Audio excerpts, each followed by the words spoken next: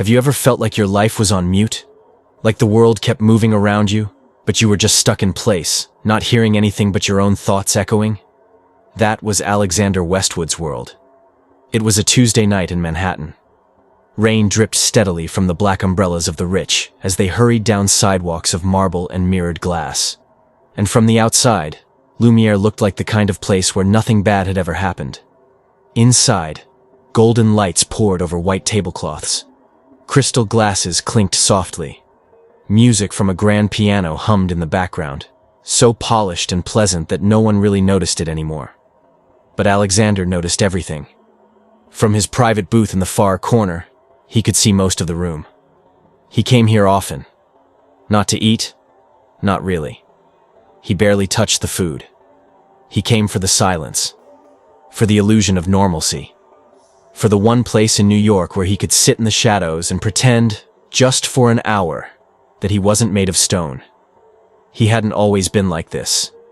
2 years ago, he had been the man with a future, and a woman who sang like summer wind. Sierra was all fire and light, the kind of woman you swore would never leave even as she disappeared behind a closing door.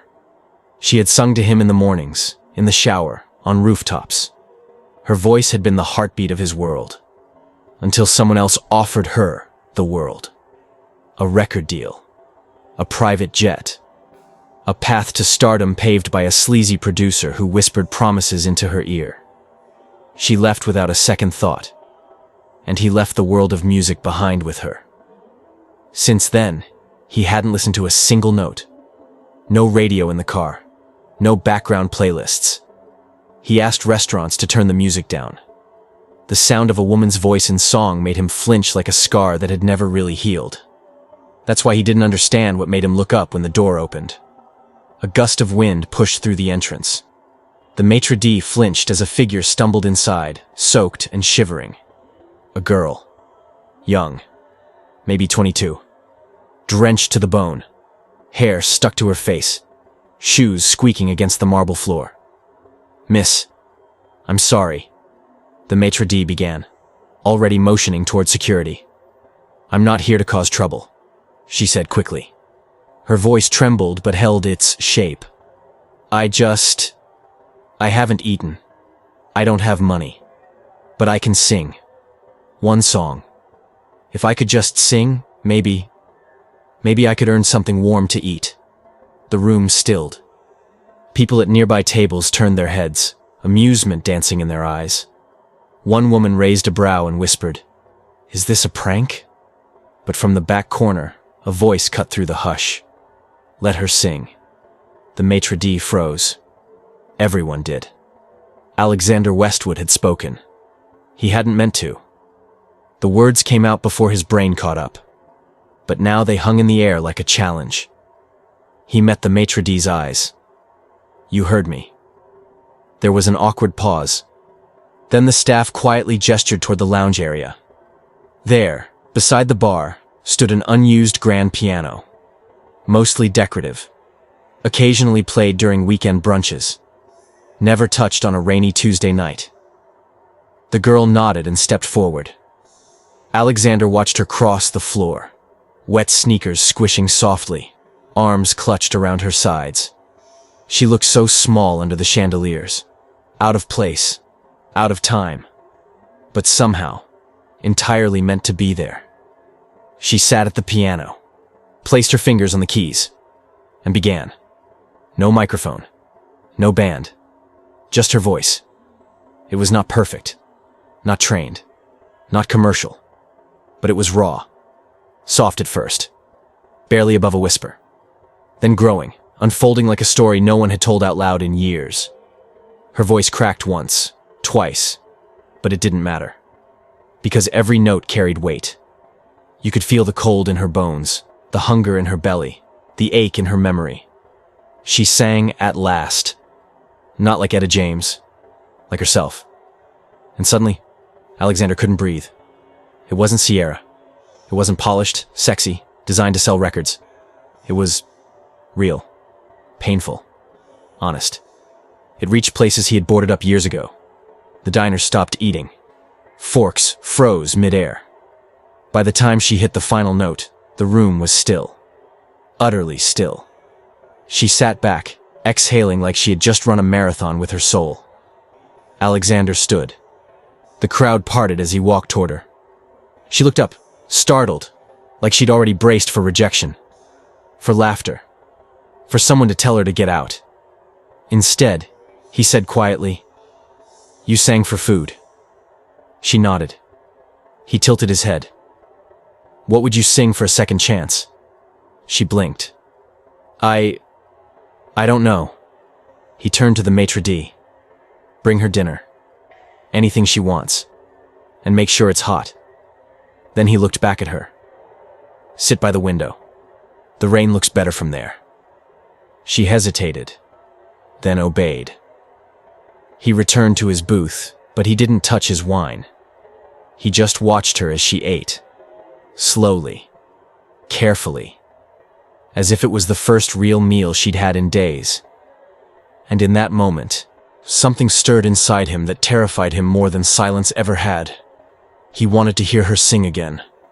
She didn't return the next day, or the day after that.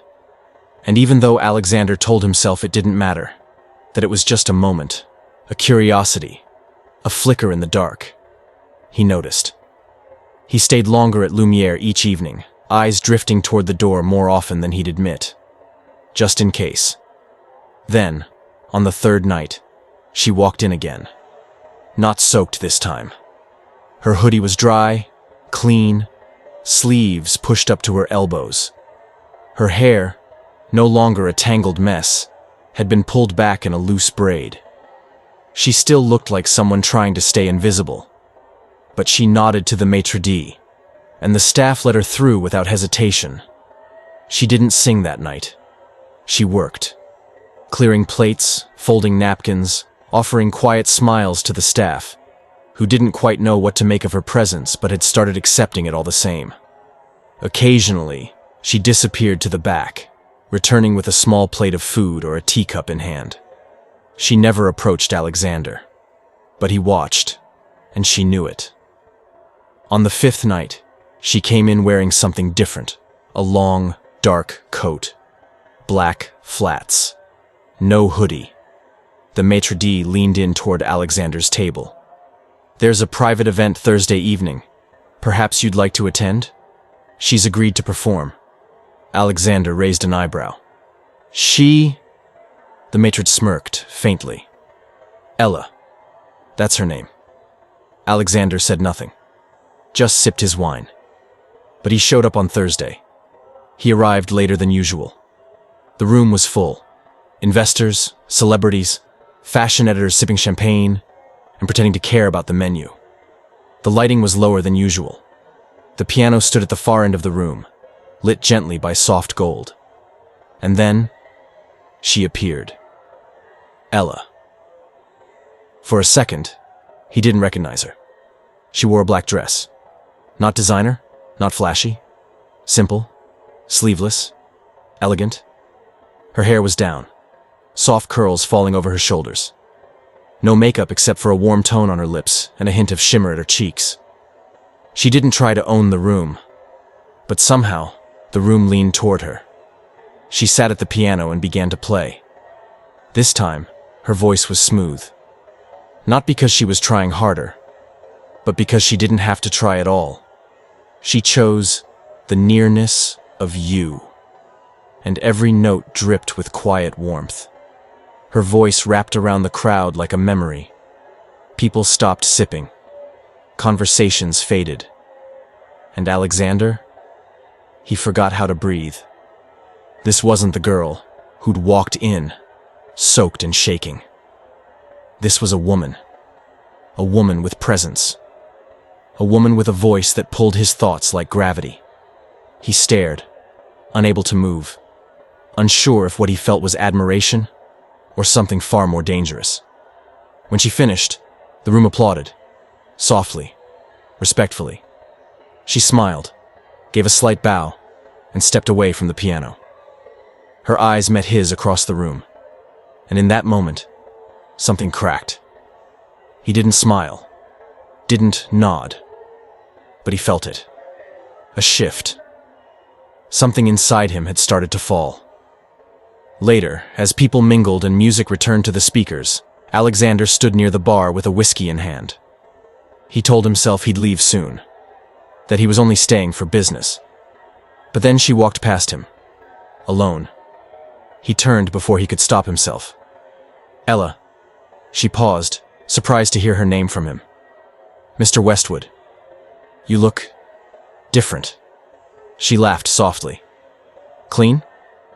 He allowed the corner of his mouth to lift. Elegant. She raised an eyebrow. That's not what I expected you to say. I've been known to surprise people. There was a silence. Not awkward. Just full. Thank you, she said finally, for letting me sing that first night. I hadn't eaten in 2 days. You didn't sing like someone asking for food, he said quietly. You sang like someone asking to be seen. Her eyes dropped for a second. Same thing, sometimes. He looked at her again, closer now. She was beautiful, but not in the curated way he was used to. Not like Sierra, who always knew which camera was pointed her way. Ella's beauty wasn't loud. It crept up on you. Subtle. Disarming. Honest. And it scared him, because something about her made him feel again. He hadn't expected that. Didn't want it. Not after Sierra. Not after betrayal wrapped in a song. So he did what he always did when fear crept in. He backed away. Enjoy the rest of your night, he said, voice cool, glass rising toward his lips. She blinked. Of course. And just like that, she walked away. But her voice stayed. Even as the music changed, even as people danced, even as Alexander left into the rainy New York night, her voice remained. In the space behind his ribs. In the echo he thought he'd silenced forever. And that terrified him more than anything, because he had sworn he'd never fall again. And now? He wasn't so sure. The days that followed felt unfamiliar. Alexander kept to his routines, meetings, reports, investment calls. But something had shifted. He would close his laptop and find himself staring at silence, expecting music. He would walk into Lumiere and glance at the piano, not the menu. And worst of all, he kept hearing her. Not just her voice, but the things she didn't say.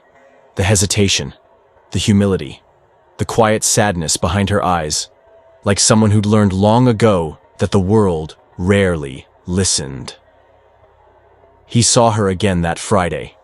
She came in through the back, as she always did now. No spectacle. Just a nod to the kitchen staff, a small smile to the hostess. She wore jeans, a gray cardigan, her hair tied up in a simple knot. Still the same girl. But not to him.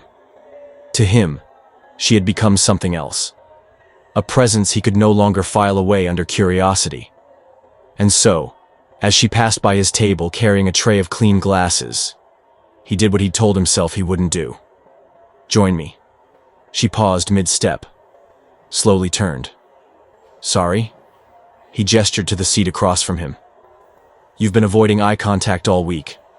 Let's skip the part where I pretend not to notice. She hesitated.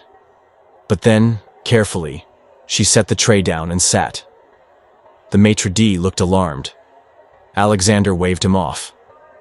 I didn't think you were the dining with strangers type, she said quietly. I'm not. You're not a stranger. She raised a brow. Aren't I? I know your name. I've heard your voice. That's more than I know about most people I see daily. She smiled, just barely. Fair point. He ordered dinner. Asked what she liked. She didn't say much. Just something warm. Food came quickly. Pasta, wine, roasted vegetables. She ate slowly, almost carefully, like she didn't want to finish too fast. He watched her, intrigued by how differently she carried herself when she wasn't trying to disappear. You used to sing somewhere, didn't you? He asked. She nodded. Small cafes, open mic nights, mostly Kansas City. Nothing big. And then? My mom got sick. I dropped everything. She paused, poking her fork into the edge of her plate. When she passed, I thought, If I didn't leave, I'd rot in that house. I came here. It was stupid. I had no plan. Except your voice. She gave a tired smile.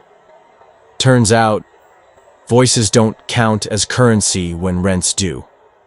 He didn't speak for a moment, then said quietly, "You sang like someone who's lost more than she ever talks about."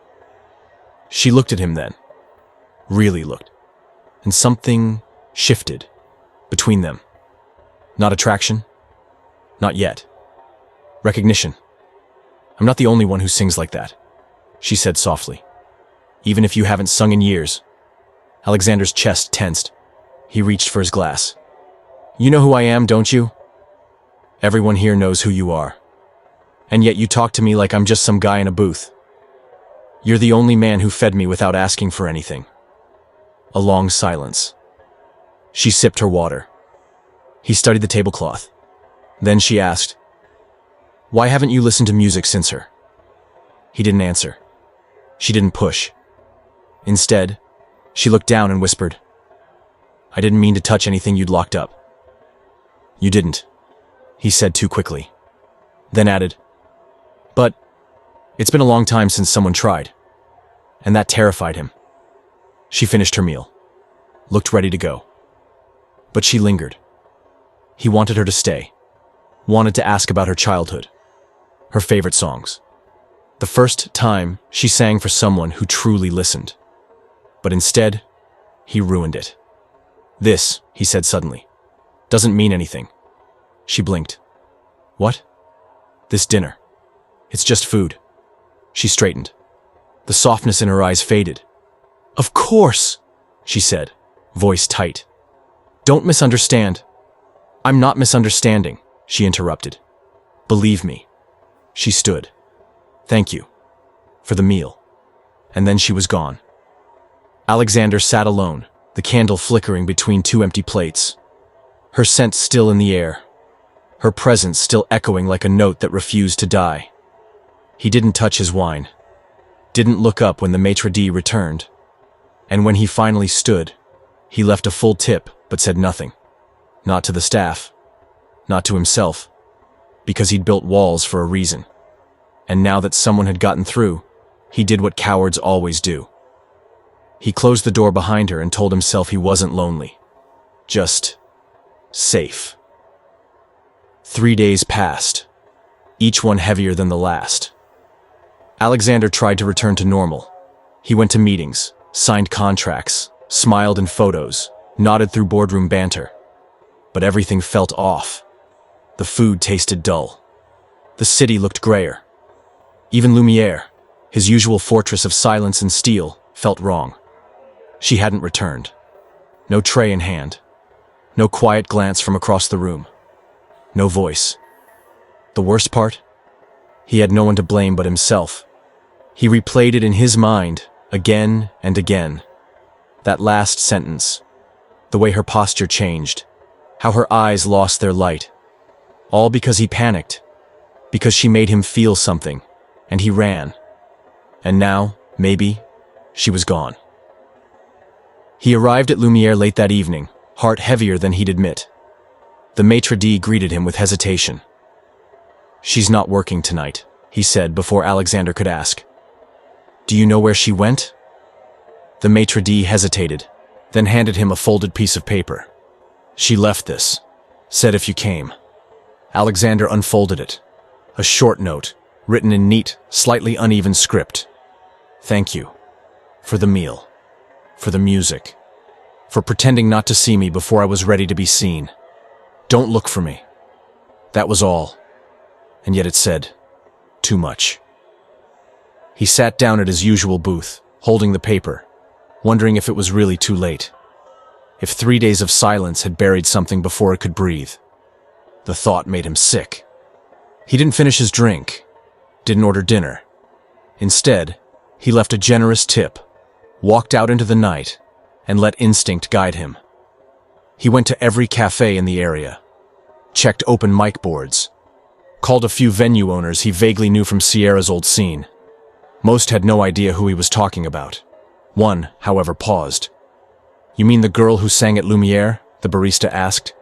She played here last night. Real quiet. But man, people stopped everything to listen. Alexander's pulse kicked up. Where? Cafe Indigo. Brooklyn. She said she might come back tonight. He didn't wait. It took 40 minutes in traffic and 10 more to find parking. But when he stepped inside the dim, brick-lined cafe, he saw her. On stage. Just finishing a song. She looked different. Not glamorous. Not broken. Just whole. A soft blue dress. No makeup. Hair down. Acoustic guitar resting in her lap. She hadn't seen him yet. The audience clapped. She gave a small smile and leaned toward the mic. "I'm gonna sing one more," she said. "This one's new. I wrote it after someone reminded me that silence isn't always safety. Sometimes it's just fear in a better suit." The crowd chuckled. Alexander froze. She began to play. The melody was soft, gentle, melancholy wrapped in light.